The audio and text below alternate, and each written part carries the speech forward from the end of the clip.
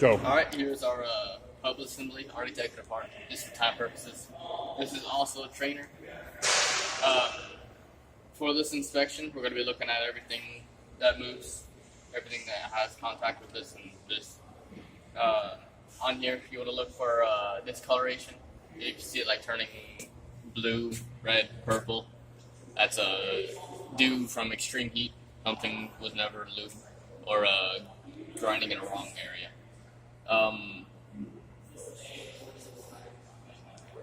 You also want to look at the threads when taking off the nuts and the washers. Make sure none of the threads are damaged.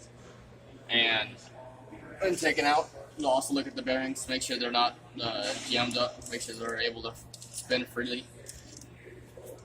Make sure there's no discoloration of that. And you also want to look in here. With this, you want to look at the race. That's what the bearing sits on. And whenever you need to replace it, you'll see damage. It should be smooth all the way through. And when it sits up on there, it should be able to rotate freely and not have any obstruction from it. Look for marks, look for coloration, and whenever you need to replace it, you can replace the bearings and the actual race as a set. Don't do it as separate components, because if one's broken, the other one is good. It will cause it to wear down faster and burn up more money. Alright, let's put it on. Make sure you use the correct lubrication for these parts. For the gears, make sure to use the gear oil, not grease.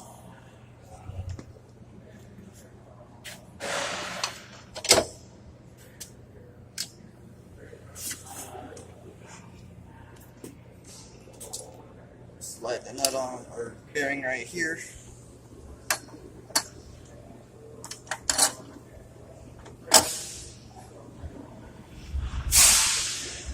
Alright, and now time to put on multiple nuts and washers. First that will go on would be this nut with the dowel pin.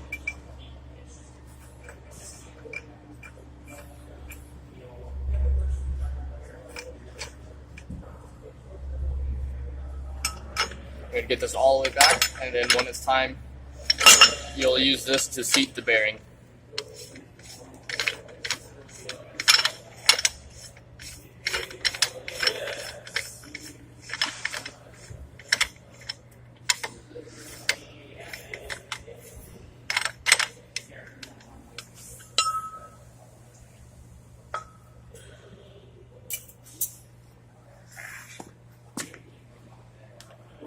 Using Stemco's procedure for putting this all together, you would use a torque wrench to match this all the way down to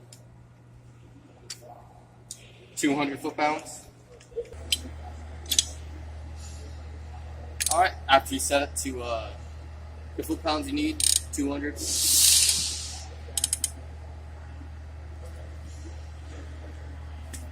Place it on there, and you want to go up to 200 foot-pounds.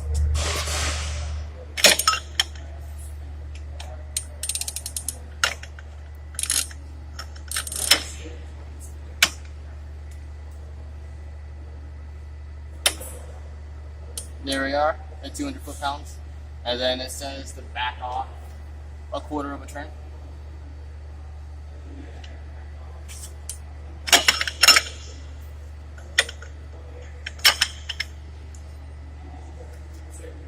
There. Alright, after you've got it pulled off a half or a quarter of a turn, you want to get it up to 50, or go down to 50, and then you want to turn it until you hear it click.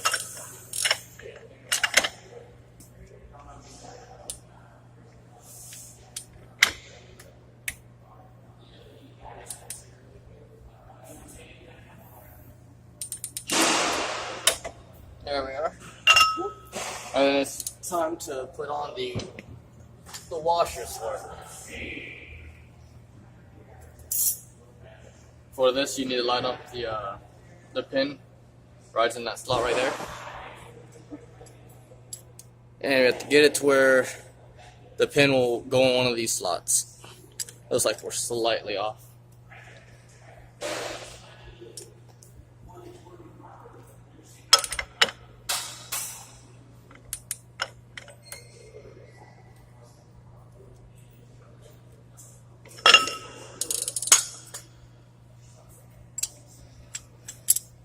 There we are, sits flush.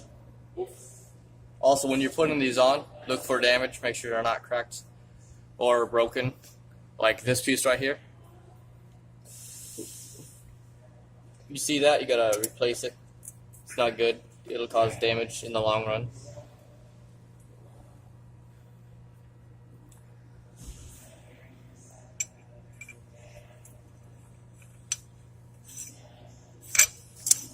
Here's the jam nut. This will be used to being closing all this together, jamming it all together. And for this one, you set it to 200 foot-pounds like the other one.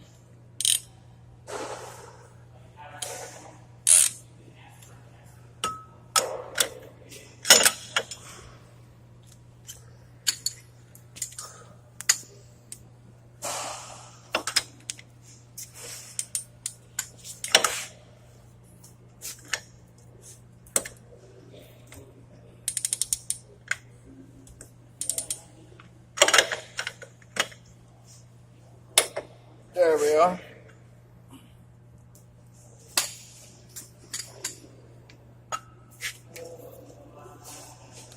Do we back this one off as well? Do we back this one off as well? Alright. And then from there, if you're done, you're good to put on the drum and everything else for the tire.